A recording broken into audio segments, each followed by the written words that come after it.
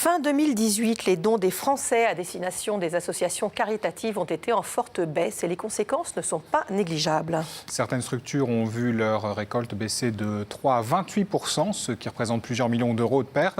Et il faut savoir que les dons des particuliers représentent un tiers du budget des associations. Pour en parler, on va accueillir Sophie Sabin, qui est responsable de la communication à la Ligue contre le cancer. Bonjour. Bonjour.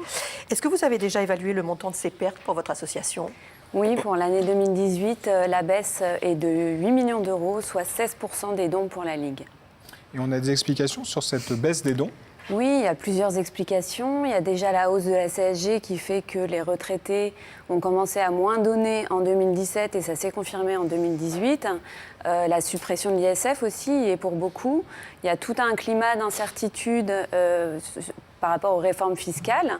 Et puis globalement, une crise du pouvoir d'achat qui vient un petit peu faire que cette tendance baissière se confirme en 2018. Est-ce que concrètement, vous savez déjà quelles vont être les répercussions sur vos actions ? Alors, on estime aujourd'hui que 16% de dons en moins, ça va être une érosion un peu de toutes les actions. Donc, ce n'est pas fléché sur une action en particulier. Ce qui est sûr, c'est que cette érosion, elle va se répercuter sur toutes les missions sociales de la Ligue. Et par exemple, qu'est-ce qui pourra... Par exemple, si on applique le prorata de 16%, ça peut être environ une quinzaine d'équipes de recherche qui pourraient ne plus être financées en 2019. Donc, dont les travaux éventuellement s'arrêteraient ? Tout à fait. On a également des bourses pour les doctorants, donc pour les jeunes chercheurs qui sont un peu l'avenir de la recherche en oncologie. On aide tous les ans plus de 200 jeunes chercheurs. C'est pareil, c'est des bourses qui pourraient diminuer ou s'arrêter dans une certaine mesure. Donc ça, c'est un premier exemple concret.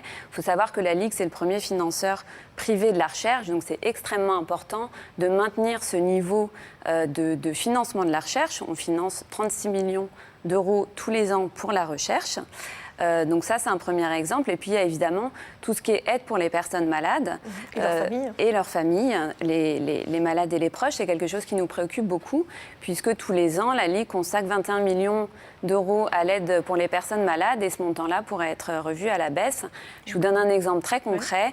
C'est 14 000 familles qui, tous les ans, sont aidées financièrement par la Ligue. Alors, quand on parle d'aide financière, ça peut être des aides pour la vie quotidienne, régler des factures quand les personnes, du fait de leur maladie, voient leurs revenus baisser.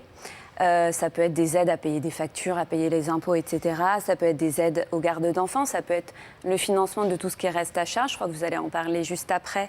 Mais il faut savoir que pour les personnes malades, certaines choses ne sont pas remboursées à 100% et que donc la Ligue, dans ce cas-là, vient aider financièrement sur ces restes à charge. Par exemple, les prothèses capillaires ou les soins dentaires pour les personnes malades. Tout ça, c'est des choses qui pourraient ne pas se voir diminuer en 2019. Donc c'est extrêmement important. Et si on n'a pas encore donné, on veut se rattraper, on fait comment ? Eh ben, vous allez sur le site ligue-cancer.net où vous avez un formulaire de don en ligne, donc c'est très simple. Il y a d'autres modalités de don. Vous pouvez contacter le comité départemental le plus proche de votre domicile et qui recevra votre don. Vous pouvez faire une cagnotte sur Facebook, il y a 1000 façons de donner. Vous pouvez devenir bénévole également. En tout cas, ce qui est important, c'est de savoir que la Ligue, c'est un acteur 100% indépendant et qu'on veut vraiment rester 100% aux côtés des personnes malades et de leurs proches. Merci beaucoup et vous allez évidemment sur ledocteur.fr, on vous remettra tout cela. Merci d'être venu. Merci à vous.